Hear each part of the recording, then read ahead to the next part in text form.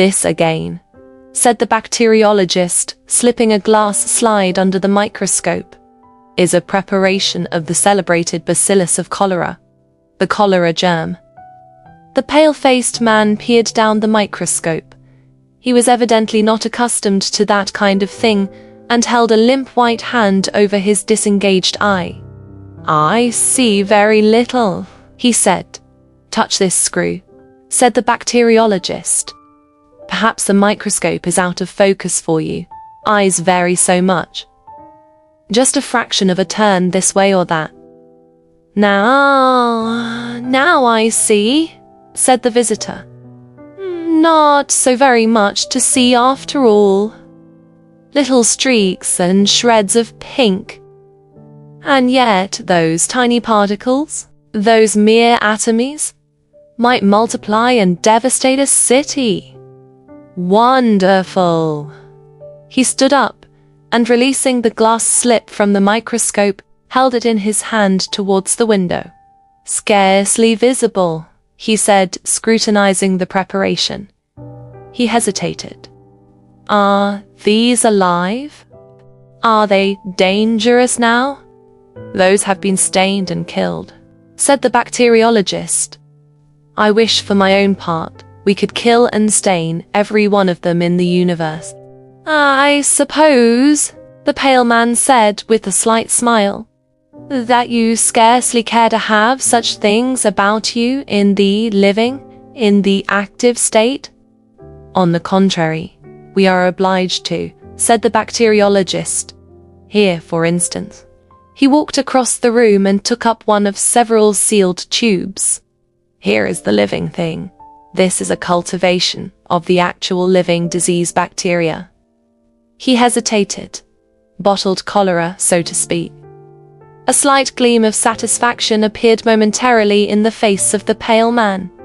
"Here it is a deadly thing to have in your possession," he said, devouring the little tube with his eyes. The bacteriologist watched a morbid pleasure in his visitor's expression. This man, who had visited him that afternoon with a note of introduction from an old friend, interested him from the very contrast of their dispositions. The lank black hair and deep grey eyes, the haggard expression and nervous manner, the fitful yet keen interest of his visitor were a novel change from the phlegmatic deliberations of the ordinary scientific worker with whom the bacteriologist chiefly associated. It was perhaps natural, with the hero evidently so impressionable to the lethal nature of his topic, to take the most effective aspect of the matter. He held the tube in his hand thoughtfully. "Yes. Here is the pestilence of fighting. Only break such a little tube as this into a supply of drinking water. Say to these minute particles of life that one must needs stain and examine with the highest powers of the microscope even to see, and that one can neither smell nor taste. Say to them, 'Go forth, increase and multiply, and replenish the systems.' And death, mysterious, untraceable death, death swift and terrible, death full of pain and indignity would be released upon this city, and go hither and thither seeking his victims. Here he would take the husband from the wife, here the child from its mother, here the statesman from his duty, and here the toiler from his trouble. He would follow the water main, creeping along streets, picking out and punishing a house here and a house there, where they did not boil their drinking water, creeping into the wells of the mineral water makers, getting washed into salads, and lying dormant in ices. He would wait, ready to be drunk, in the horse troughs, and by unwary children in the public fountains. He would soak into the soil, to reappear in springs and wells, at 1,000 unexpected places. One started at the water supply, and before we could ring him in and catch him again, he would have decimated the metropolis. He stopped abruptly. He had been told rhetoric was his weakness. But he is quite safe here, you know. Quite safe. The pale-faced man nodded. His eyes shone. He cleared his throat. "These anarchist rascals," said he, "are fools. Blind fools. To use bombs when this kind of thing is attainable. I think. A gentle rap, a mere light touch of the fingernails was heard at the door. The bacteriologist opened it. "Just a minute, dear," whispered his wife. When he re-entered the laboratory, his visitor was looking at his watch. "I had no idea I had wasted an hour of your time," he said. 12 minutes to 4. I ought to have left here by 3:30. But your things were really too interesting. No, positively, I cannot stop a moment longer. I have an engagement at 4. He passed out of the room reiterating his thanks, and the bacteriologist accompanied him to the door and then returned thoughtfully along the passage to his laboratory. He was musing on the ethnology of his visitor. Certainly the man was not a Teutonic type, nor a Promodluctin one. "A morbid product anyhow, I am afraid," said the bacteriologist to himself. How he gloated on those cultivations of disease germs. A disturbing thought struck him. He turned to the bench by the vapor bath and then very quickly to his writing table. Then he felt hastily in his pockets and then rushed to the door. "I may have put it down on the hall table," he said.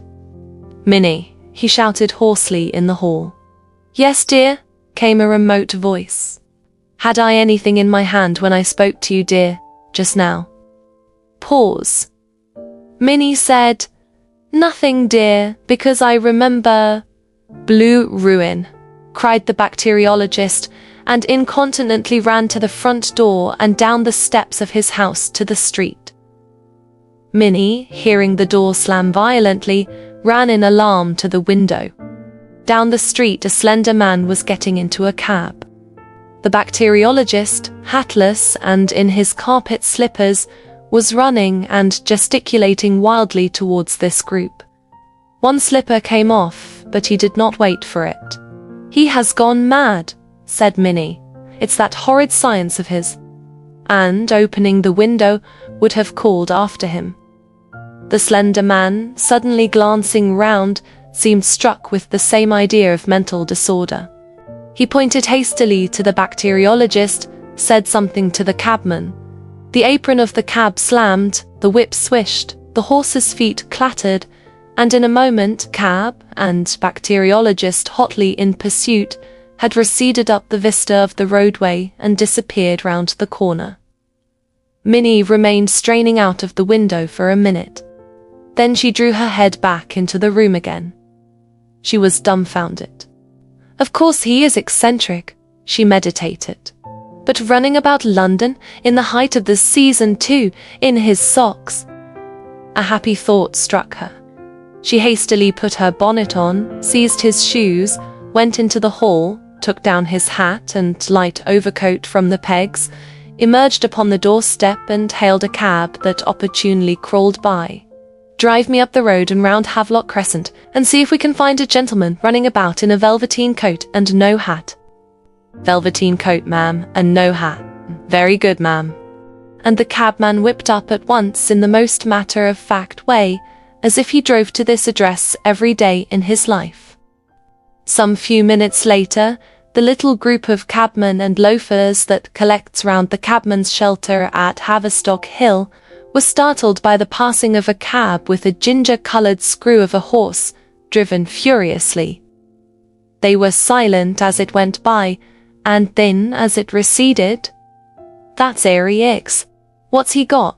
said the stout gentleman known as Old Tootles. Easy. "Using his whip, he is." Too right. said the ostler boy. "Hello," said poor old Tommy Biles. "Here's another bloomin' lunatic. Blow if there ain't. It's old George," said Old Tootles. "And he's driving a lunatic, as you say. Ain't he a-clawing out a cab? Wonder if he's after a reeks." The group around the cabman's shelter became animated. "Go it, George, it's a raise, you'll catch him. Whip up." "She's a gower, she is," said the ostler boy. Strike me giddy, cried old Tootles. Yeah, I'm a-going to begin in a minute. He's another coming. If all the cabs in Amsterdam gone mad this morning. It's a field mouse this time, said the ostler boy. She's a-following him, said old Tootles. Usually the other way about. What's she got in her end? Looks like an eye. What bloomin' like it is. 3-1 on old George, said the ostler boy. Next. Minnie went by in a perfect roar of applause. She did not like it, but she felt that she was doing her duty, and whirled on down Haverstock Hill and Camden Town High Street with her eyes ever intent on the animated back view of old George, who was driving her vagrant husband so incomprehensibly away from her. The man in the foremost cab sat crouched in the corner, his arms tightly folded, and the little tube that contained such vast possibilities of destruction gripped in his hand. His mood was a singular mixture of fear and exultation. Chiefly he was afraid of being caught before he could accomplish his purpose, but behind this was a vaguer but larger fear of the awfulness of his crime. But his exultation far exceeded his fear. No anarchist before him had ever approached this conception of his. Lavachour, Valiant, all those distinguished persons whose fame he had envied, dwindled into insignificance beside him. He had only to make sure of the water supply and break the little tube into a reservoir. How brilliantly he had planned it, forged a letter of introduction and got into the laboratory, and how brilliantly he had seized his opportunity. The world should hear of him at last. All those people who had sneered at him, neglected him, preferred other people to him, found his company undesirable, should consider him at last. Death. They had always treated him as a man of no importance. All the world had been in a conspiracy to keep him under. He would teach them yet what it is to isolate a man. What was this familiar street? Great St. Andrew's Street, of course. How fared the chase? He craned out of the cab. The bacteriologist was scarcely 50 yards behind. That was bad. He would be caught and stopped yet. He felt in his pocket for money and found half a sovereign. This he thrust up through the trap in the top of the cap into the man's face. More, he shouted. If only we get away. The money was snatched out of his hand. Right you are, said the cabman, and the trap slammed, and the lash lay along the glistening side of the horse. The cab swayed, and the anarchist, half standing under the trap, put the hand containing the little glass tube upon the apron to preserve his balance. He felt the brittle thing crack, and the broken half of it rang upon the floor of the cab. He fell back into the seat with a curse and stared dismally at the 2 or 3 drops of moisture on the apron. He shuddered. Well, I suppose I shall be the first.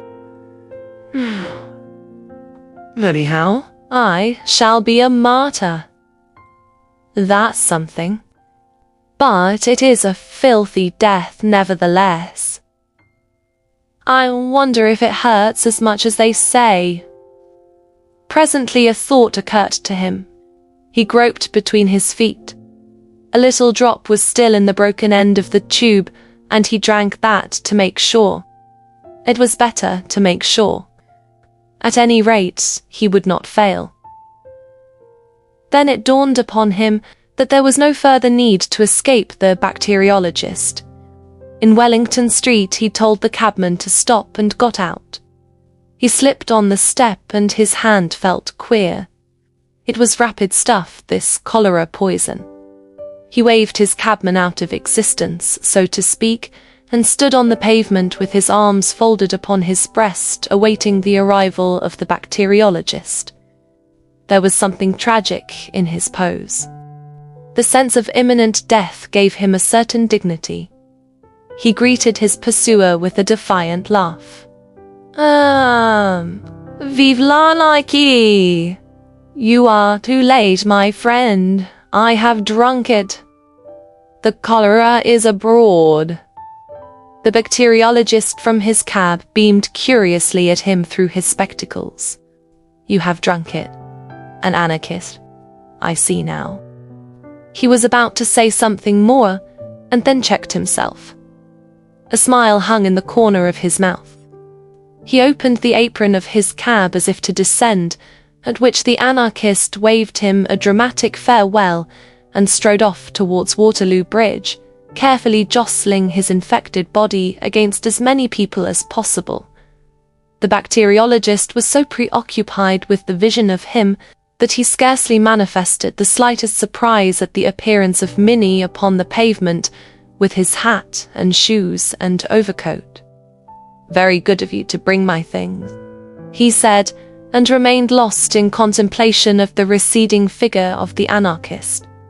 You had better get in, he said, still staring. Minnie felt absolutely convinced now that he was mad, and directed the cabman home on her own responsibility. Put on my shoes?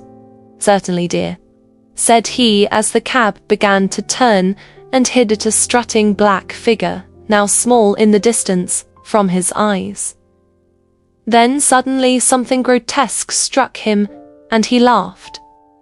Then he remarked, It is really Very serious, though. You see, that man came to my house to see me. and he is an anarchist. No, don't faint, or I cannot possibly tell you the rest. And I wanted to astonish him, not knowing he was an anarchist, and took up the cultivation of that new species of that tearing I was telling you of, that infects, and I think cause, the blue patches upon various monkeys. And like a fool, I said it was Asiatic cholera. And he ran away with it to poison the water of London. And he certainly might have made things look blue for this civilized city. And now he has swallowed it. Of course, I cannot say what will happen. But you know it turned that kitten blue. And the 3 puppies in patches. And the sparrow, bright blue. But the bother is, I shall have all the trouble and expense of preparing some more. Put on my coat on this hot day. Why? Because we might meet Mrs. Jabber. My dear, Mrs. Jabber is not a draught. But why should I wear a coat on a hot day because of Mrs. Oh, very well.